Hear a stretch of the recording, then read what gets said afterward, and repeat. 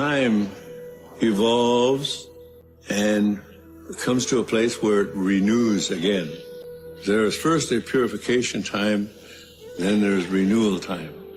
We are getting very close to this time now. Everything is coming to a time where prophecy and man's inability to live on earth in a spiritual way will come to a crossroad of great problems.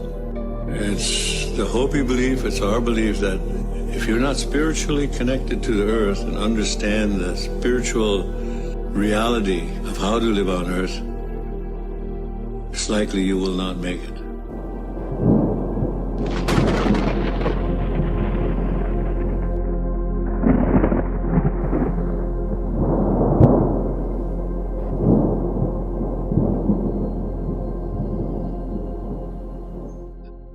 We live in a free will universe, but it is also monitored by the central race and other essential beings from higher dimensions, and the Animus knows they need our approval to be able to take over. Same problem some other aliens have when trying to steal our DNA. They achieve this approval by tricking us by finding out what it is we want the most. In our case, from the standpoint of our military-industrial complex, Mike, it is technology, so by signing up for a TTP, they will get what they are after. Most likely, greedy factions of the human race, in position of power, will drool over the technology the anima have to offer. The problem, as it is presented, is not an easy one to solve, as we can see. This is why groups like the Labyrinth Group and LPGC are working behind the scenes in attempts to resolve it, out of scrutiny from the higher levels of our world governments. Here is where BST number, blank slate technology, comes into the picture as one potential solution to the Animus problem, as presented by the Quartum. I am not certain how the Animus became a machine race, if it was due to some catastrophe in the past, by choice, or if they were created by an external species, whom eventually left them to care for themselves. There are some indications, which I may go into more in the future, that the Verdants had a finger in this a long time ago, but more research needs to be done to know for sure.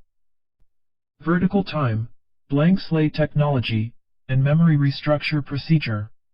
The information which has leaked out on these subjects come mainly from Dr. Neruda, but are also mentioned by Asha Yanadine from her communication with the Guardian Alliance, whom are said to be a benevolent, ancient race, also helping us out in the times that are and these to come. The Guardians, however, which we will go into later, are not very happy about what the Labyrinth Group is doing. Although they acknowledge the people on the ground, humans, as good people, doing what they're doing for reasons to help mankind, they are not in favor of the Quartum, whom they say have a very dark, service-to-self agenda which has everything to do with blank slate technology, BST. I will present both sides in this paper. 9.1 Horizontal and Vertical Time. To understand BST, we need to understand how vertical and horizontal time work. Here on Earth we live in the third dimension, or 4-space/time, if we use LPGC terms, where time is the fourth dimension. We normally experience time as being horizontal, with the past, present and a future. What most people don't realize is that we live hundreds, maybe thousands, maybe tens of thousands of lives in an expanding multiverse. This means that we are living several lifetimes at once here on Earth. Obviously, you are living one of the lifetimes now around 2012, and there's where your main attention is. Still, you may be living another life in the 1500s, other lives in the 800s, 100s, 500s BC, 50,000 BC, 5 million BC, and so on. We call this reincarnation, but that's not what it really is. Reincarnation implies that we die and are reborn again after a certain linear time has passed, always from a past into a future. In reality, seen from a multidimensional perspective, we live all our lives on Earth simultaneously, and the only reason we usually are not aware of our other selves is because they are separated by time. The important thing to know for now, there is so much more to it, is that we perceive time as horizontal. People in general are not even aware of what I just wrote in the above paragraph, and even less aware of that there is vertical time as well. There is a whole new complex science on concepts of time, which expands upon the mainstream concept of the same. This explains how 4 space/time in its expanded reality is actually 6 space/time, 3 spatial dimensions and 3 dimensions of time, namely, length, width, height, local/horizontal time, vertical time, and 5 infinites with 12,900,000 intervention points into horizontal time. However, the precise science of this is beyond what will be discussed in this paper, and we are only going to touch this briefly to be able to understand how BST works. From the perspective of horizontal time, when a major event is happening, e.g. the murder of JFK, the Hiroshima/Nagasaki A-bomb incidents, the first landing on the moon, 9/11, etc., it leaves a print on the horizontal timeline, which can be used as an intervention point of entrance from a vertical timeline. This can be done through remote viewing, and is done by remote viewers all the time, but so far, those who visit these entrance points can only do so as spectators and will not be able to change any events that happened in the past, or will happen, if the remote viewer is visiting the future. Thus, we can call this passive time travel, and it is very much possible and has been known to man for decades. BST, however, is active time travel, which means that events can be altered and interfered with, so that the future from the point of interaction will be different than it was before it was done. In other words, an alternative timeline is created. Again, the life physics around these concepts will not be discussed here. I have taken part of the physics that goes with it, and it is indeed not as incredible as it may sound, and after a little study, it makes sense. However, I am not ready to collaborate on it at this time and hope you will have patience with this and wait for the right time to post additional evidence to what is brought up here. The Animus, according to the Neruda interviews, first visited our planet about 300 million years ago and revisited us 8,866 years ago, approximately 2,000 years after the deluge. Mesopotamia had not yet started to flourish, and civilization was in the stage of rebuilding itself after the flood. Also, a lot of Anunnaki were still here, according to Sitchin. This was enough for the Animus to decide they should wait and see how we developed. The easiest way to explain vertical time is to think of an x and a y-axis, where the x-axis is horizontal time, and the y-axis being vertical time.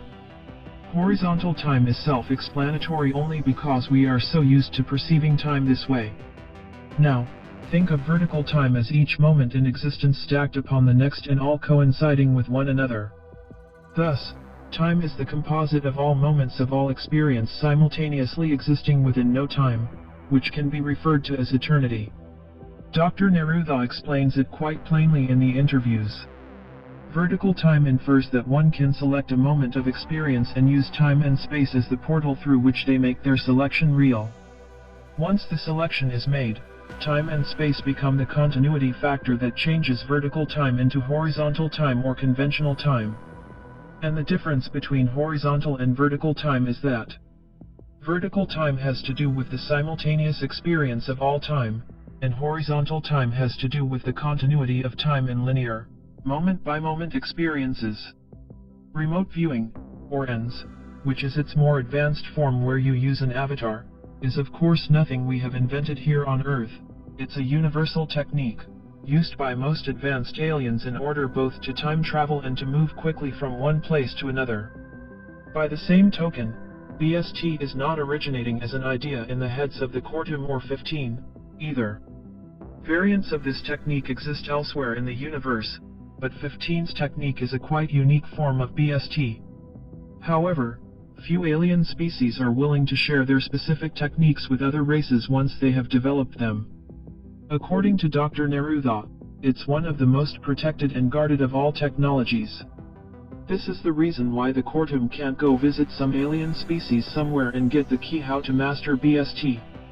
Dr. Neruda, whom after all is a defector from the Labyrinth group, is further telling us that in order to develop the specific kind of BST 15 is working on, it requires a developer to apply new theorems and new laws of physics which have not been developed before. Then a new suite of technologies need to be built, based on a new matrix of how the world works. Almost everything we previously held true needs to be destroyed, reinvented, reformulated, and integrated into this new matrix. This is why the Labyrinth Group and LPGC are not on collision course with each other. They are both developing a new life physics, but slightly different from each other's. They are not working together on any level, LPGC being a totally separate unit, not part of any government bodies, while the Labyrinth Group is connected with, and part of ACIO. There are more reasons why the two are not working together, probably more reasons than I am aware of, but to understand it better we need to know exactly why Dr. Neruda defected. I have already given a reason or two, but later on in this paper, I will bring it up some more. The Wingmaker's sites can in certain terms be viewed as time capsules, as described in the WMM. They are programmed to be activated at a certain time to counter the Animus invasion and ultimately to protect the DNA of the central race, whom I prefer to call the Founders. However, as long as we are talking about the Wingmakers, the Quartum, and the Labyrinth Group, I'll use their terminology. Built into these time capsules is a memory restructure procedure, or MRP number, which is intended to be used to wipe out the memory of the artificial race and thus prevent the invasion to take place. The Labyrinth Group, or more specifically 15 has, as it appears, been able to understand this technology well enough to be able to use it on his own people, in case they defect or start to talk. Any specific type of memory, or any specific event, can be erased from the memory bank and the victim won't ever suspect that something is wrong. One can argue that a similar technology is used towards alien abductees to create missing time, although the latter technology seems less perfect. Another similar technique is used on military special forces, who are part of special teams who meet with aliens, take part of top secret technologies, visit secret facilities on Earth and elsewhere in the universe. Yes, it happens. Once they depart from their mission, the military is using a blank slate memory erasure program, which will wipe out the memory of the soldier so he can't talk about his experiences. 15 didn't think that MRP, attached with the time capsules, is enough to stop the Animus, and this is the main reason he thinks BST is necessary. So let's take a look at what it is and how it's intended by humans to be used on the Anima. 9.3 Using BST against the Animus. First, let us take another look at what blank slate technology is. We already discussed how a time traveler can be either passive or active, or both. ACIO, the CIA, and other government bodies know very well how to remote view and how to time travel, but only in passive form, as spectators. BST, on the other hand, is the technology necessary to interact with vertical time and change it. You have to be able to page through it like a book, to quote Dr. Neruda, until you find the exact intervention point where you want to intervene. This is where it gets scary, because it's so complex, and if you intervene with vertical time, you also intervene with horizontal time. So if you even think about doing something like that, you have to be able to calculate the exact consequences of that intervention. This is why 15 and the Labyrinth Group decided to cooperate with the Quartum. Their computer technology is about 4,000 times as powerful than our best supercomputers. Still, it has taken a super genius like 15 more than half a century to pinpoint this down to a workable technique, and I'm not sure if he's done yet. With the help from Quartum technology, the Labyrinth Group is able to create highly complex scenario models. These models then helps the group figure out the best intervention point. BST is a composite technology having 5 discrete and interrelated technologies. You say that the latest human quest is immortality and divinity? We're all trying to be superhumans? Is that actually happening? Yes, in places like Silicon Valley.